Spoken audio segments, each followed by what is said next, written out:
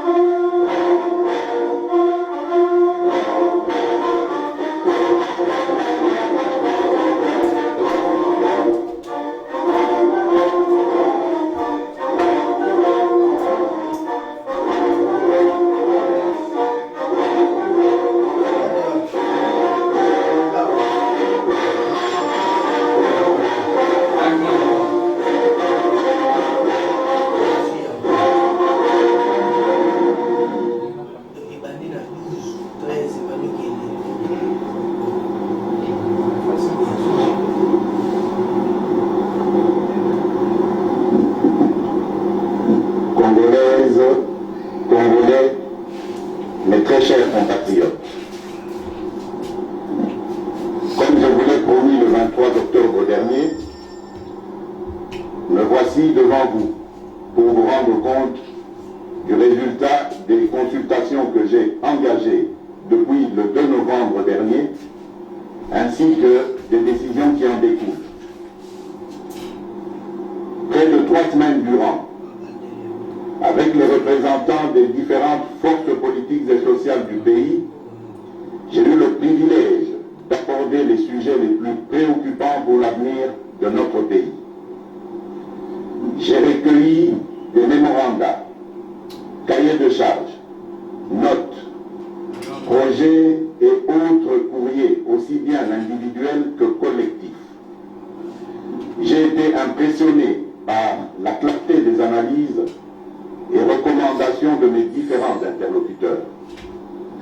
Une fois de plus, j'ai ressenti l'immense douleur, doublée de révolte, de mes compatriotes, face à la situation d'instabilité et de guerre larvée qui perdure dans une partie du pays. J'ai été anéanti par les témoignages renouvelés des victimes d'atrocités. J'ai mesuré la soif, exprimée par tous, d'une démocratie exemplaire et d'un véritable état de droit. J'ai compris que notre peuple et la majorité de ses élites ne supportent plus d'être pris en otage par le cancer de la corruption, des traitements discriminatoires, des discours creux et démagogiques.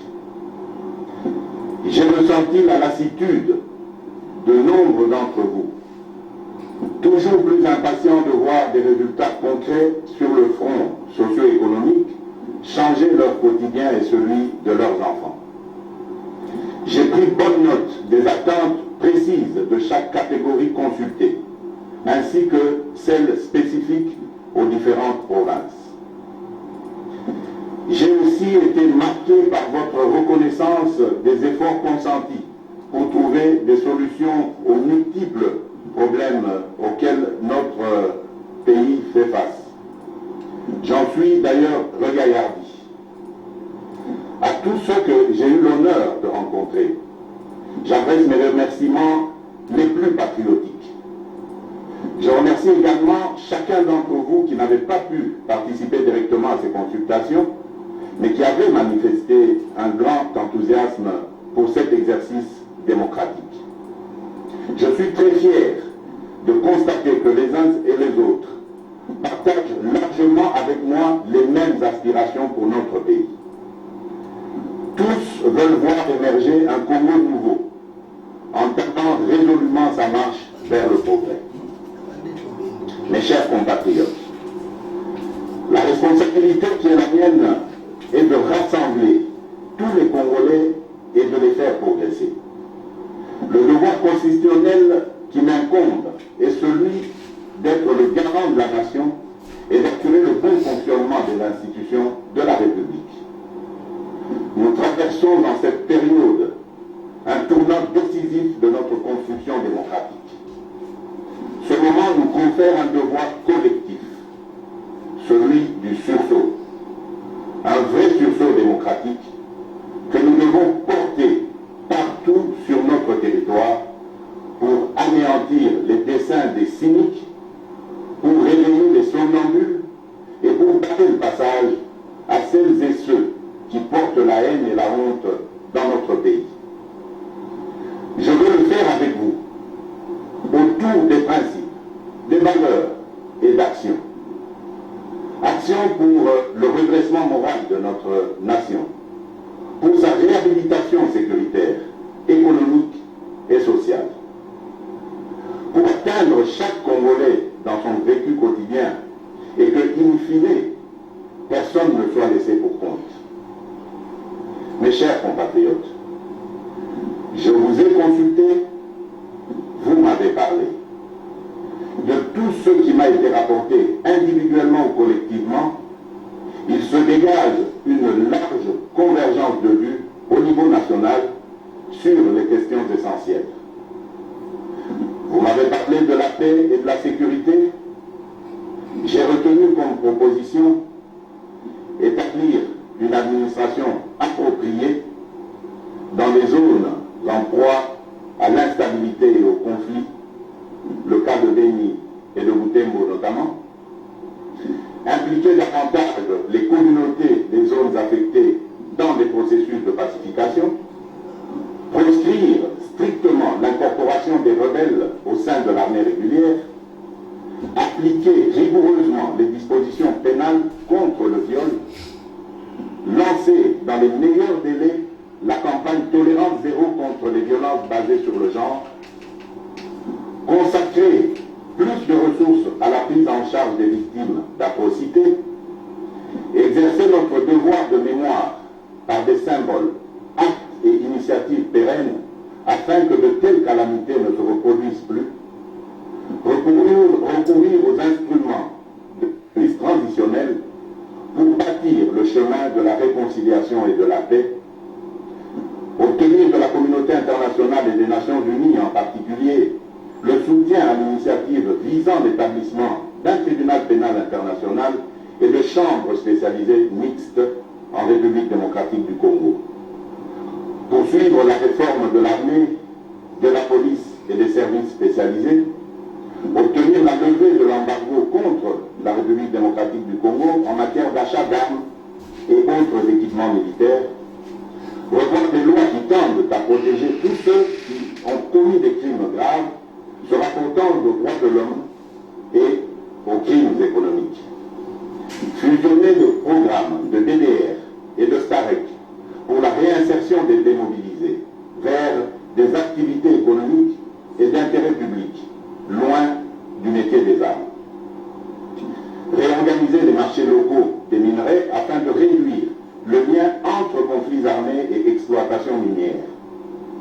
Élaborer et mettre en œuvre un plan de rapatriement urgent des Mororo dans leur pays d'origine. Sur le renforcement de la démocratie et de l'état de droit, j'ai noté qu'il faut mettre fin à l'accord de coalition Cash-FCC, considéré comme la raison principale à la base du blocage actuel, dissoudre l'Assemblée nationale, assurer et pérenniser le processus d'alternance démocratique et politique au sommet de l'État, opérer sur la base d'un large consensus des réformes constitutionnelles portant sur le mode de scrutin où le seul minimum aux élections législatives nationales, la rétrocession aux provinces afin de rendre effective la décentralisation, la loi sur la nationalité, afin de permettre aux nombreux concitoyens diaspora de conserver, selon le cas, la nationalité congolaise d'origine. Renforcer la caisse de péréquation, ouvrir un débat en vue de la réintroduction de l'élection présidentielle au suffrage universel direct à la majorité absolue des deux tours, et le cas échéant verrouiller les dispositions dans une révision constitutionnelle. Réhabiliter les partis politiques dans leur rôle de principaux moteurs de la démocratie et acteurs de la vie parlementaire en lieu et place des regroupements politiques, conformément à l'esprit et à la lettre de la Constitution, notamment son article 6. Réduire la taille du gouvernement, accorder à chaque groupe parlementaire constitué au sein des deux chambres des plages horaires gratuites et équitables au sein de la chaîne de télévision publique parlementaire pour y défendre leurs opinions, idées ou activités. En 2023, organiser les premières élections locales en même temps que les élections nationales. Changer le mode de scrutin des gouverneurs de province et des sénateurs, accélérer la désignation du porte-parole de l'opposition, supprimer le ministère de la décentralisation et le réintégrer au sein du ministère de l'Intérieur, dépolitiser l'administration du territoire en privilégiant